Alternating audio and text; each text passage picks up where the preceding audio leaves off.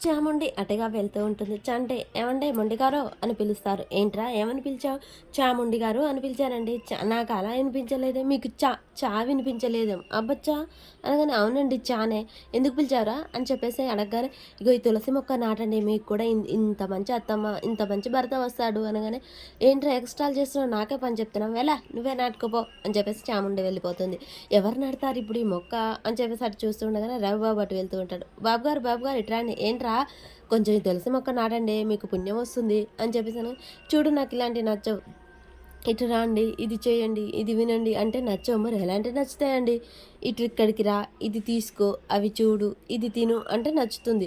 ఇలాంటి వాళ్ళు నచ్చినప్పుడు ఊరికొకరున్నారు. కానీ ఇప్పుడు ఇంటికొకరున్నారనమాట. అంటే ఈ ఇంటికి ఇతననమాట అని చెప్పేసి చంటి అటు ఇటు చూస్తుండగానే భవతి పోతూ ఉంటుంది. "ఇగో భవతి గారు ఏంటి చంటి ఈ తులసి మొక్క నాటండి." "లేదు గోర్లకు రంగులు పులుముకున్నాను." "రంగులు పులుముకున్నారా? పిడికెలు కొడితే కొట్టాము అంటారు. గోర్లకు రంగులేస్తే రంగులు పులుముకున్నాం కదా! నా రంగులు పోతాయి. నేనిప్పుడు పులవను. అయినా నా పని పిడకలు కొట్టడం, మా వదినతో తిట్లు తినడమే. ఈ పని నా పని కాదు వెళ్ళు" అని చెప్పేసి అంటూ ఉంటుంది. ఇక అటు ఇటు చూడగానే ఎవరు ఉండరు. పైన సింధూరావు పడగానే చంటి అమ్మాయి గారిని పిలిచడం కరెక్ట్ ఈ పనికి అని చెప్పేసి అమ్మాయి గారు ఒకసారి కిందికి రండి." "ఏంటి చంటి కిందికి రండి." "సరే వస్తున్నా ఉండు" అని చెప్పేసి సింధూర్ అంటూ ఉంటుంది. అలా కిందికి రాగానే, "ఏంటి చంటి పిలిచావు?" "ఏం లేదు అమ్మాయి గారు ఈ తులసి మొక్క నాటండి." "లేదు చంటి నేను నాటకూడదు."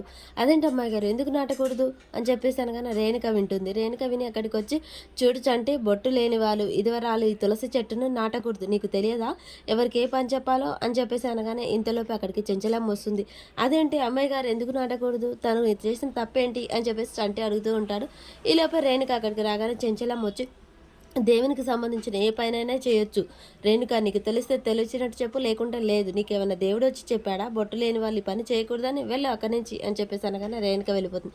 "అమ్మ సింధూర నువ్వు ఏ పనైనా చేయొచ్చు దేవునికి సంబంధించింది. కాబట్టి నువ్వు నాటు తులసి మొక్క" అని చెప్పేసి అనగానే రేణుక ఉండే, "అది కాదక్క" అని చెప్తూ "ఇంకా ఏం మాట్లాడకు అక్కడి నుంచి వెళ్ళిపో" అనగానే రేణుక అక్కడి నుంచి అయితే వెళ్ళిపోతూ ఉంటుంది. ఇక చెంచలమ్మ దేవునికి సంబంధించిన పనులు అన్నీ సింధూరే చేయాలని చెప్పడంతో సంటి సంతోషపడుతూ ఉంటాడు. సింధూర కూడా "సరే అత్తమ్మ నాటుతాను నేనే మొక్క" అని చెప్తూ ఉంటుంది.